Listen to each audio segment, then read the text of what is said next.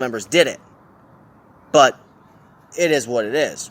12 city council members voted to defund the police, but 3 of them are being heavily covered with private security. And then during AOC's town hall, she was asked a question, what does she believe a world without police looks like? This woman, man, she had the nerve to say she believes it looks like a suburb. A fucking suburb? Do you know how insane that is? You know how much meth is moved around in the suburbs?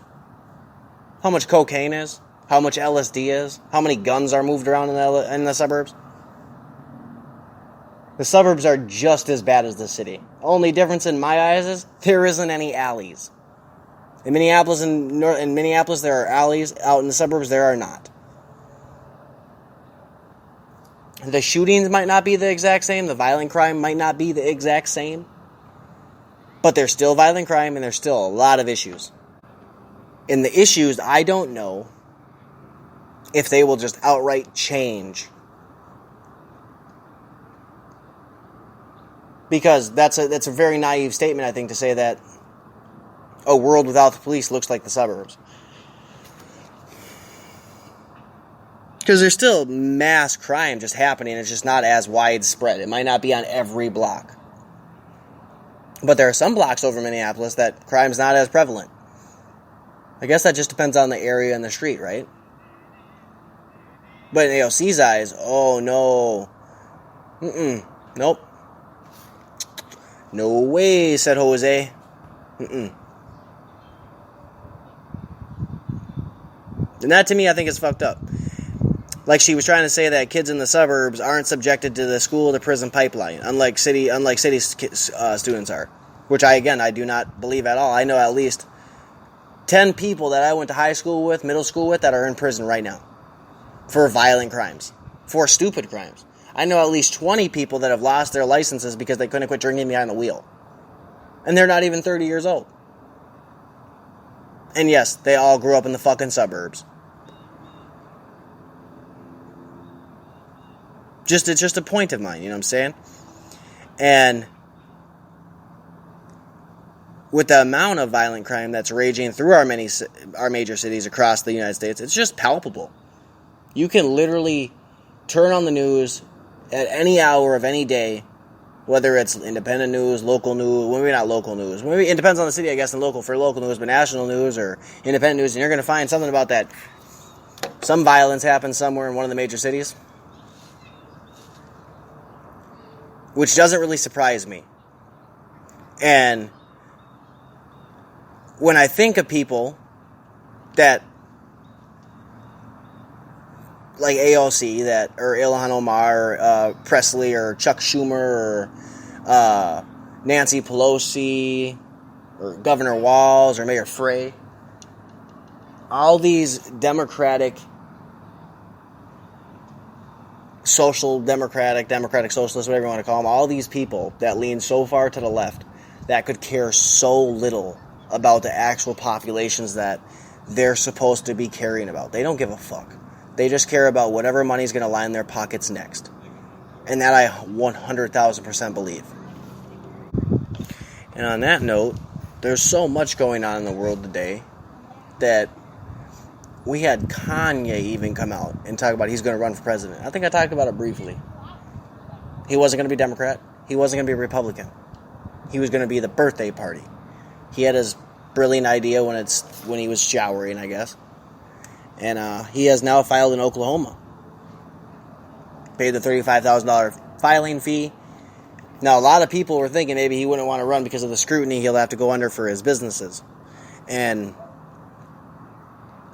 I don't know if Kanye gives a fuck, really. Because if he's not doing anything wrong, if he's not really breaking the law or anything like that shit, then he might not really give a fuck. He might really just run. I don't personally think he'll take away any votes from Trump's base at all.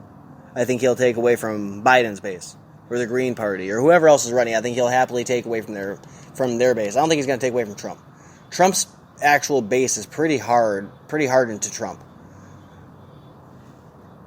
And it's not even a Republican conservative base. That's Trump's base. I think even Obama had Republicans and conservatives and, Green Party and independents and Democrats and socialists that backed him. I think the base is the base. Same with Hillary. Hillary had her own base. But Kanye will definitely have his own base. I just don't think he's going to be taking anything from Trump. He already got 2% on a national poll, so that was kind of cool to see that he had that.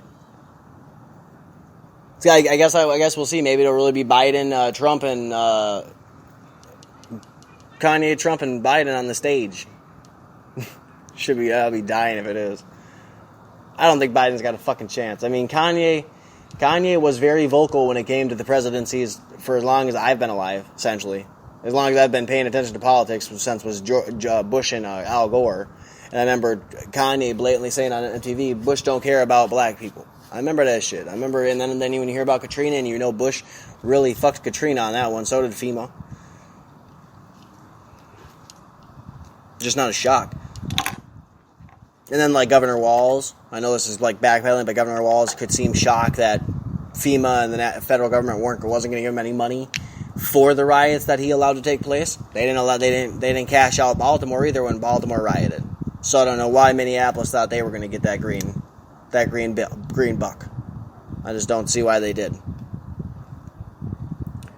And now we're speaking on artists, right? Speaking of artists, Nick Cannon came out and said some real anti-Semitic racist shit. And there were so many people on Twitter just backing up his bullshit. So we're going to read what he said. I know you've probably all heard it 1,000 times already. But we're just going to cut it down to, the good parts of what he said, I guess. Cannon claimed that the white and Jewish people in positions of power have lack of compassion as they do not have melanin in their skin. They are acting out of fear. They are acting out of low self-esteem. They are acting out of defiancy. Cannon said, so therefore the only way they can act is evil. They have to rob, steal, rape, kill in order to survive. So then these people that didn't have what we have, and when I say we, I speak of melanated people. They had to be savages. He continued, I say all that to say that in context in which we speak, whether it's Jewish people, white people, Europeans, the Illuminati, as they were doing that as survival tactics to stay on the planet. We have never had to do that. Cannon also said that black people are the true Hebrews, and referenced to a number of anti-Semitic conspiracy theories, including the Rothschilds, centralized banking, the 13 families, the bloodlines that control everything, even outside of America. He additionally condemned giving too much power to they, adding, and then they turns into Illuminati and the Zionists and the Rothschilds. Following an earlier backlash to the video, Cannon condemned the hate speech on his Facebook page and denied having hate in his heart, nor malice intentions in a separate interview with Fast Company. However, he declined to apologize for his YouTube statements by saying, are you forcing me to say the words I'm sorry? He asked, are you making me bow down? Because then again, that would be perpetuating that the same rhetoric that we're trying to get away from. What we need is healing. What we need is discussion. Correct me. I don't tell my children to say, I'm sorry. I want them to understand where they need to be corrected. And then that's how we grow. Viacom fired his racist ass. And then Twitter gotta be Twitter and gotta uphold that bullshit. Because that's really what they did, was uphold that bullshit. You had Charlemagne the God come out and back him up, saying since Viacom fired him, we can really tell Jewish people have the power. Man, Charlemagne racist as fuck too.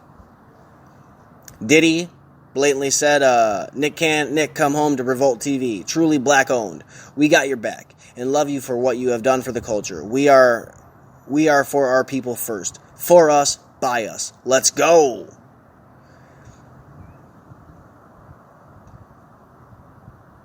Just fucked up. And then this dumbass person on Twitter said, all men and women should wear Jew turbans on their head for the support of Nick Cannon. I had to ask him, what the fuck is a Jew turban, you dumb motherfucker? It's called a kippah.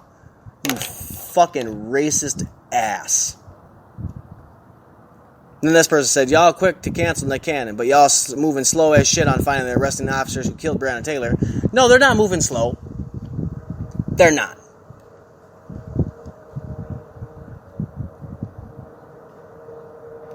There's so many sides to that story, man. You already got no-knock warrants taken down. When do you get justice?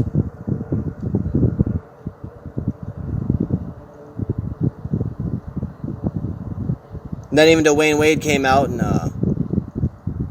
was basically said, "Oh, I back Cannon." And then when he realized Cannon was saying some anti-Semitic shit, he was like, "No, I don't. We know you truly do, Dwayne Wade. We know you truly do."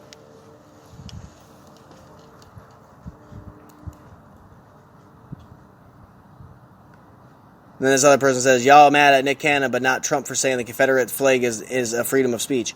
It is. That person doesn't like that, but it's true. And this other person said, Nick Cannon just did what a lot of black celebrities are scared to do. We cannot call Nick Cannon corny, no mo. Actually, we can. And this is what Dwayne Wade said.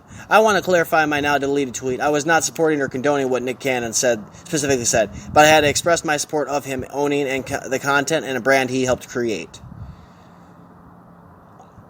This is what he came out with his Facebook speech, and then he really tried his damnedest to try to be like, "Nope, fuck y'all, I don't owe y'all a sorry, you owe me a sorry." No, they fucking don't. That's 100% what I feel about that. 110%.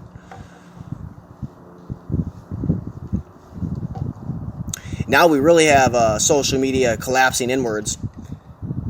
Twitter is the news to so many people. We had Barry Weiss say that Twitter is not the fucking headlining thing for New York Times, but it might as well be, because that's where most of the New York Times gets their fucking news. Basing it on what narrow audience they can get today. Barry Weiss was supposed to be on the opinionated columns of New York Times, but she was bullied out of there for having not far enough left views. Basically saying they're an illiberal company. So... But then we also had Twitter that also, yesterday, basically was hacked, right? And that's a double-edged sword, because if Twitter was hacked, and it was only about Bitcoin, and they only got $100,000 worth of Bitcoin, do you really think that the hack was about Bitcoin? And now they're saying that they could have easily gotten Barack Obama's DMs, and Biden's DMs, and basically every verified checkmark person's DMs. That shit's insane. Because they might have said, the few people that they hacked, or whatever, 10 people, they hacked 10 people, they might have showed on those 10 accounts that they hacked them. But how many more do you think they actually hacked? A lot. And the more we talk about left-wing media outlets, like Jack Dorsey's going to have to feel that one. He's going to have to answer a lot of questions for that. And then we got Vox going to have to lay off some more employees, because cancel culture is a bitch. And the pandemic is making it so most of these businesses that were based on pushing hate rage, hate bait, hate articles, it's not selling anymore. The advertising revenue's down because of the pandemic.